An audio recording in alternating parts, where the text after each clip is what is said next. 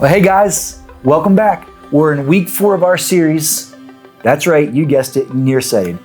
It's a bunch of stories of people who follow Jesus written by a guy named Mark. Let's get started. Where is my viewfinder?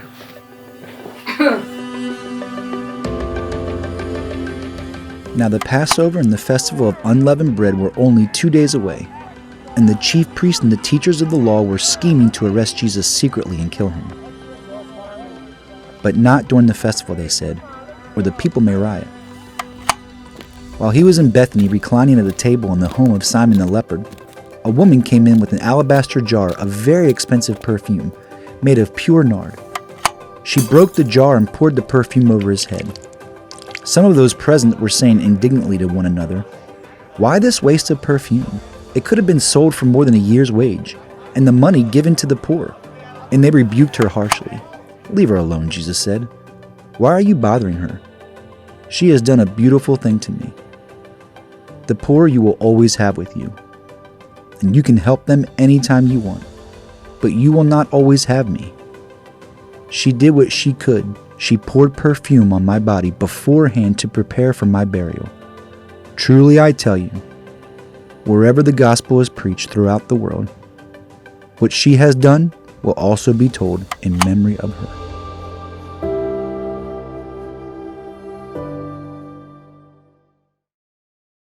When I was younger, I had some people in my life that I thought were so cool, like Jonathan Taylor Thomas. He's a cutie. Reese Witherspoon, NSYNC, Backstreet Boys. Come on, who doesn't like them? But on a more serious note, my dad was one of those people. What little girl doesn't think their dad is cool, right? I would do anything for him to notice me and spend time with me. So much so, I would be interested in things he liked so that I could spend time with him. I would imitate certain behaviors to be more like him, but it seemed like no matter what I would do or say, I could not connect with him. I wanted to tell him how I was feeling, but every time I thought about it, I'd get scared. I didn't want to make him feel bad about it. I just remember this one time when my feelings got really hurt. I thought, this is my moment. And I don't really know why I was feeling that way. I just remember I just felt that sadness. And so I decided to get brave and take the moment. I was so nervous, but little old me walked into our living room and I saw him sitting on the couch. So I entered the room and I walked up to him and I said with a shy little voice, and I asked him if I could tell him something, and he nodded. So I sat down next to him, and I didn't waste any time. I just said the words, "I feel like you don't love me or want to spend time with me." After that, I couldn't even look at him because I was waiting for him to respond. I didn't know what he was going to say. But the next thing he said to me, it really defeated me because he laughed. He laughed at me. And he continued to just punch me in the gut by saying, "That's not true." And he walked away. I was crushed. You see, at that moment, I was wanting to give him one of my most valuable things in life. My feelings, my heart. I laid my heart out to him and he treated it like it wasn't valuable at all. Who is someone you think is cool?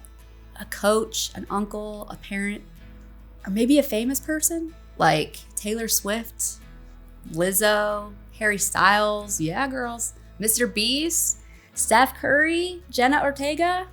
These are all popular people in American culture.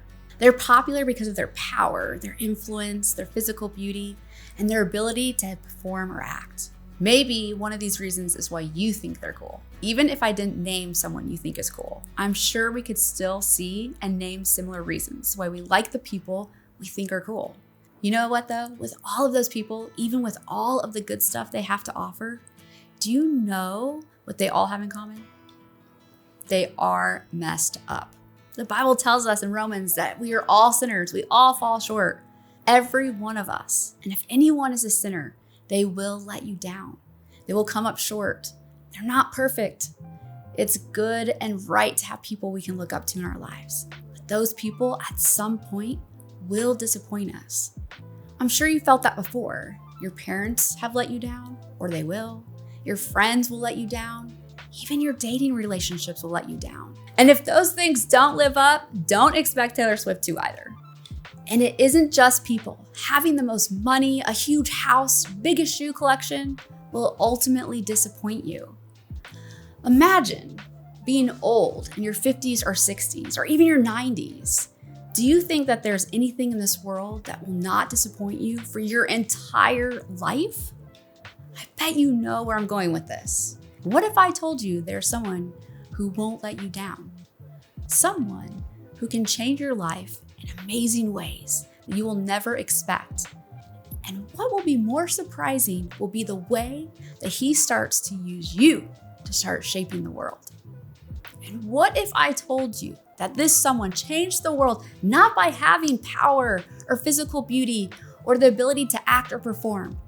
Would you believe me that this super cool person lived about 2,000 years ago and can change your life now? Would you believe me if I said that this is 100% true?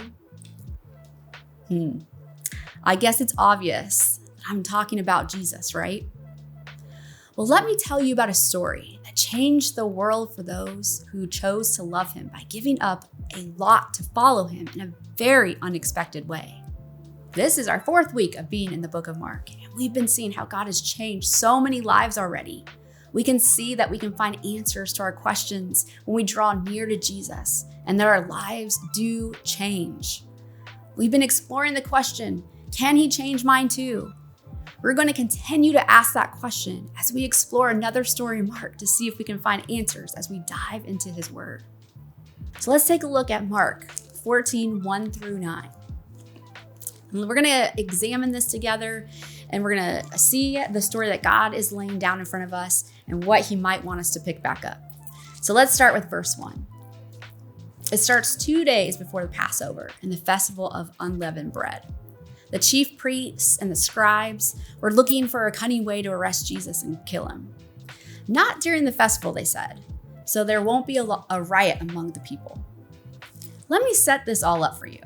So modern day-ish. The Passover and the Festival of Unleavened Bread is a feast celebration for freeing God's people from slavery in Egypt. It's in Exodus. Look it up if you want. But think of a massive music festival with a lot of excitement going around, and the guys in charge are coming up with a way to arrest Jesus and kill him. They're jealous and they're threatened. They're afraid that Jesus would steal the show, and they wanted him dead, but they didn't want to arrest him in the public. They didn't want to look bad, so they decided to do it sneakily behind the scenes. Okay, cool. We got a music festival, mean people, want to arrest Jesus, check. Let's keep going. Verse 3. While I was in Bethany at the house of Simon the leper, as he was reclining at the table, a woman came with an alabaster jar of very expensive perfume of pure nard. Now I know what you're thinking. Nard, it's a funny word. Say it, nard. Yeah, okay, get it out. Woohoo, it's funny. Okay, moving on. She broke the jar and poured it on his head. But some were expressing the indignation to one another. Why has this perfume been wasted? For this perfume might have been sold for more than 300 denarii and given to the poor. And they began to scold her. So imagine this. We find Jesus hanging out around a table in the home of Simon the leper. First, would you want to hang out with somebody called Simon the leper? I mean, would you want to hang out with Simon, the sick dude, who everyone was afraid of catching what he had? Here's the thing. We honestly don't know much about Simon, except we can safely guess that he was no longer a leper. Despite Simon's nickname, Jesus decided to still go to his house, and he brought his disciples along with him. It was safe to say that all the people invited to this party were pro-Jesus, or at least they appeared that way. And what I mean by this is while some in the house have said out loud they believe in who Jesus says he is, their hearts haven't caught up with their belief. And they still need help knowing what it means to follow Jesus. But it doesn't end there, right? Okay, so the guest list is not closed yet, because here enters a woman with no name, and she just showed up. Let's stop there for a minute. Picture you're hanging out with your buddies around the kitchen table when a girl just walks right into your house and you don't even know her name, and she comes right over to you and she just starts pouring perfume all over you. That's not weird at all, right? I don't know. It's weird. So, what if our unnamed woman, though, is giving us an example of how to follow Jesus, and the other people that were there showing us what not to do? Let's keep going. So she pours out the expensive perfume. And when I say expensive, I mean it would cost us about $40,000 today. So this is not Axe body spray or Bath and Body Works. And we aren't picking this stuff up from Target or Walmart. No. It was extremely hard to get because it was made 1,000 miles away. Think about this for a second. There were no cars, planes, or trains back then. Traveling was done by foot or by riding an animal. So this stuff is valuable. Keep that in mind because what she does next is outrageous. She doesn't just put a dab here and a little there. No, she breaks the jar and pours the whole thing out on Jesus. Every last drop. I know, gasp, can you believe it? So much value in that bottle and it's all gone. Well, some people at this party were disgusted and said, why is she wasting the perfume? The perfume could have been sold for a lot of money and given to the poor. And they began to scold her. So picture this, you're around your kitchen table, hanging out, and a lady comes in, and you have no idea who she is. She just starts pouring liquid 40K all over you, and your buddies are like, what the heck is happening? They were questioning her and making fun of her because she wasted all that money. This has turned into a weird party for sure. Let's see what Jesus says. In verse 6, Jesus replied, leave her alone. Why are you bothering her? She has done a noble thing for me. You always have the poor with you, and you can do whatever is good for them whenever you want, but you do not always have me. She has done what she could. She has anointed my body in advance for her burial. Truly, I tell you, wherever the gospel is proclaimed in the whole world, what she has done will also be told in memory of her. So, get this. Everyone is bashing her. And then Jesus himself speaks, almost as if he was scolding them. Oh yeah, he did it. The tables have turned. He explains that the thing she did was indeed a good thing. It wasn't a waste. Her act was a blessing to him. He knew what was coming. He knew people were going to kill him. You see, she knows who Jesus really is. There's no doubt because of what she gave up in order to bless him, because she knew what he was going to give up for all of us. She put Jesus first above everything and spared no cost by acting on her love and devotion to him. You see, we can do good work in the name of Jesus, but it doesn't matter if we don't understand who Jesus is and what he's done for us. Our devotion, our hope, our trust must be completely with Jesus. She gets it. It's not just about giving up the perfume. It's what she does with it. It represents that her whole heart is with Jesus. Jesus wants us to learn something from this unnamed woman. Jesus even said that her act will be made known amongst the whole world. This beautiful act of pouring her very expensive perfume and using every ounce of it on Jesus shows her trust in him and her love for him.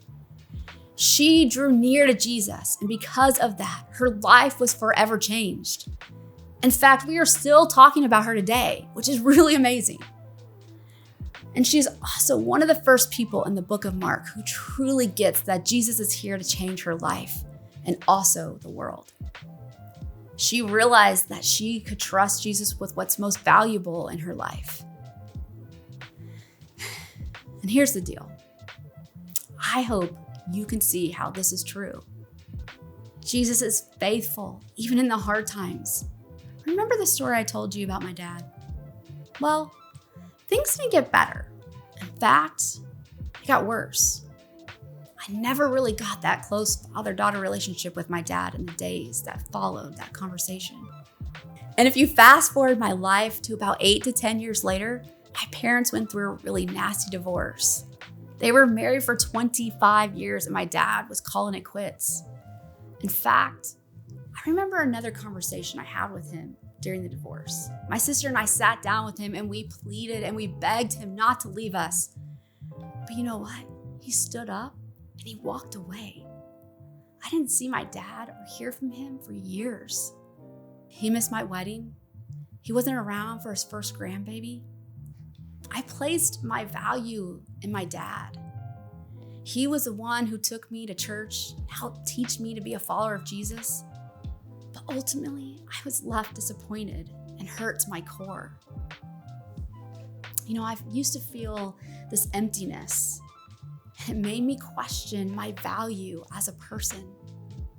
I was able to notice that I was placing my value in the wrong places and with people, not with Jesus. But over time, that emptiness was made whole through finding Jesus and the hope that he offers us. His love is bigger and better than we could ever imagine. I was able to trust him with my most valuable things, my heart, voice, and soul.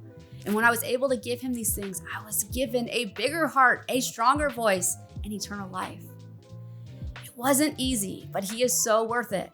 And now 20 plus years later, I find myself like the unnamed woman in our story. I can't help but love Jesus by giving him all that is valuable to me, because it's the one way I can show how important and worthy Jesus is to me. Things don't always turn out the way we want them to, but Jesus is faithful. He took the junk and the ugly in my life and he turned it into beauty. And that is evident, in fact, because I am here today. I found a way in spite of darkness. There is hope in Jesus. I know he will be faithful to you. I know there's hope for you too. There's just one question. Are you willing to trust him with what's most valuable in your life? And if so, will you give what's valuable over to him?